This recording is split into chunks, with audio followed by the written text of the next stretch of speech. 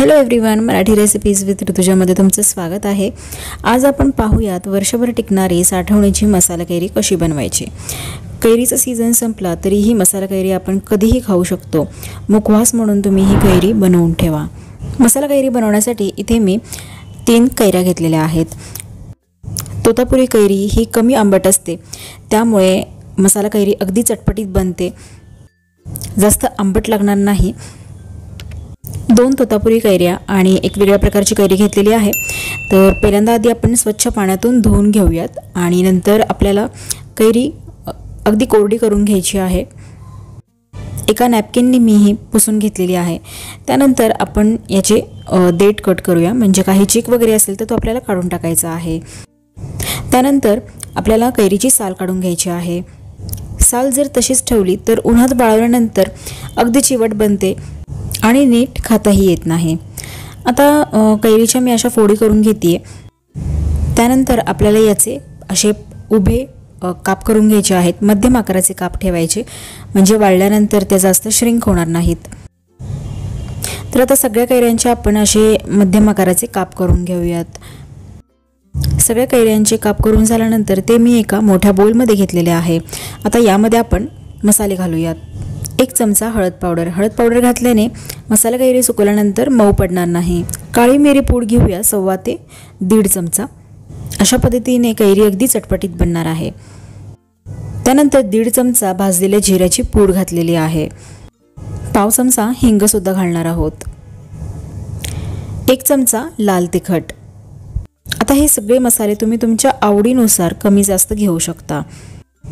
मसाला कैरीला एक छान असा तांबडा रंग यावा यासाठी 1.5 चमचा काश्मीरी लाल मिरची पावडर सुद्धा घातलेली आहे।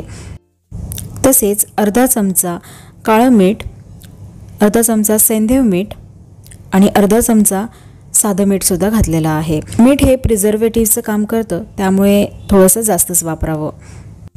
कैरी आपण मसालेदार आंबट गोड चवीची बनवतोय, यासाठी सगळ्यात शेवटी इथे 4 चमचे पिठी साखर घातलेली आहे।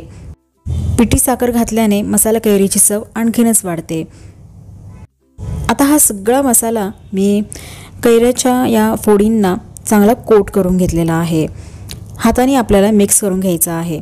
यामध्ये मीठ घातल्यामुळे आणि पिठी साखर घातल्यामुळे कैरीला पाणी सुटते, त्यामुळे मसाला फोडींवरती व्यवस्थित लागला गेला जातो।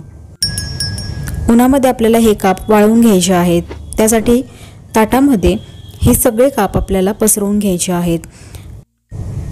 एकावरती एक न ठेवता आपण हे ताटामध्ये पसरवून घेतलेले आहे, जेणेकरून उन्हामध्ये ते व्यवस्थित सुकतील। तर इथे मी 2 ताटं तरी तयार केलेली आहेत। आता आपण हे 2 ते 3 दिवस कडक उन्हामध्ये वाळवून घेणार आहोत। कैरीमध्ये ओलसरपणा राहता कामा नये, नाहीतर कैरी लवकर खराब होऊ शकते। 1 दिवस झाल्यानंतर कैरी पलटवून दुसरी बाजू सुद्धा उन्हामध्ये वाळवून घ्यायची आहे। साधारण 3 दिवसानंतर इथे माझे हे कैरीचे काप वाळवून झालेले आहेत आणि अजिबात यामध्ये ओलावा दिसत नाही, अगदी परफेक्ट तयार झालेली आहे। कैरीवरती मसाला सुद्धा चांगला कोट झालेला आहे आणि अगदी चटपटीत बनलेली आहे। एखादा ग्लास कंटेनर घेऊन तो स्वच्छ धुवून उन्हामध्ये सुकवून त्यामध्ये ही कैरी भरून ठेवायची आहे। अगदी वर्षभर या कैरीला काही होत नाही आणि तुम्ही ही मुखवास म्हणून आणि जेवताना तोंडी लावायला घेऊ शकता। सगळ्या फ्लेवर्सची ही मसाला कैरी तुम्ही नक्की करून पहा। रेसिपी आजची आवडली असल्यास लाईक आणि शेअर करा, चॅनलला सबस्क्राईब करा। भेटूयात आपण नवीन अशाच व्हिडिओसोबत। Till then take care, bye bye.